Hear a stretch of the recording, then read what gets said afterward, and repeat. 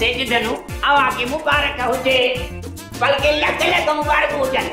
छो मुखे पुट जावा छा मुखे पुट जाया मुखे खबर कर मुखा वो खतरन के खबर पजी वई ओ मुजो मतलब आ पुलिस के खबर पजी वई। बिल्कुल बिल्कुल सब खबर आ पुलिस के छातो ते अंदर बाहर कहीं जो आए कैसा चक्कर सब खबर आए पुलिस के। मिस्टर धनु तो भी तो के पुट नाए जाओ ओ पक्क मुजी जाल के पुट जाए हुंदो।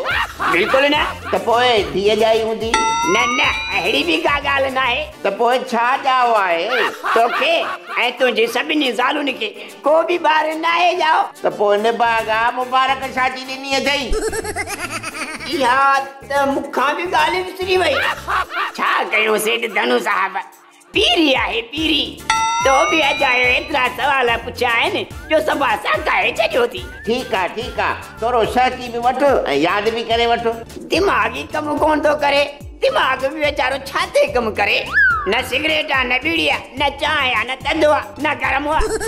हाँ याद अची वियो ज़ील थी वियो ने भागा चमी छा तो मुंहिंजो मतलब त डील थी वई हुकूमत 1 करोड़ रुपयन जे चोरन जी डील थी वई आहे। मां तो वारी गाल समझी न सके हवाली सां सरकार जी डील थी वई आहे।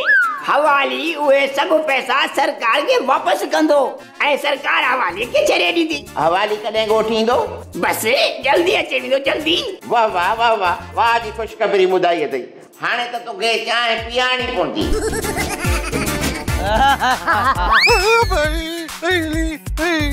ये बात भींड थी रे ओ मुझे अल्लाह सही मुझे जान बचा मिस्टर गुलू अंदर जा खोटा तो कितनी हिम्मत दी असांजे आस्थाने अचण ते उन भाऊ न अल्लाह के मंजो मुखे न खाइजो मां हराम आया तहां इते बीहो मां हवालीअ के वठी तो अचा उन जो गोश्त हिलाल थव हां वो थुलो मतारो आ उन जो गोश्त भी घणो आ मुखे न खाइजो। मुनाफिक पांजी जान बचाए मवाली जी जान तो कुर्बान करी हाने तो के जरूर खाईदासी। न अल्लाह के मंजो मुखे न खाओ मां मारू ना आया बिल्लो अली ई छाए ओ बॉडी के बात तुझी मुंडी के वडी छदिया तू भला सिर कटी के बात आशा। हां मां सिर कटी के बात आया हाने तू इते बैठो जो त बापा जो बात खड़ी अचा ऐ तो के कावा को बिनाए घट के खां सब चढ़ल हिते जोट थई मशकिरन जो गोट थई मशकिरन जो गोट थई।